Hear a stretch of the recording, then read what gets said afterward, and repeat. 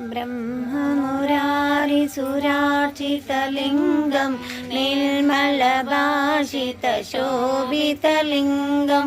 जन्मजदुःखविनाशकलिङ्गं तत्प्रणमामि सदा शिवलिङ्गं देवमुनिप्रवरार्चितलिङ्गं कामदहनकरुणाकरलिङ्गं रावणदर्पविनाशकलिङ्गं तत्प्रणमामि सदा शिवलिङ्गं सर्वसुगन्धसुलेपितलिङ्गं बुद्धिविवर्धनकारणलिङ्गं सिद्धसुरासुरवन्दितलिङ्गं तत्प्रणमामि सदा शिवलिङ्गं कनकमहामणिभूषितलिङ्गं फणिपतिवेष्टितशोभितलिङ्गं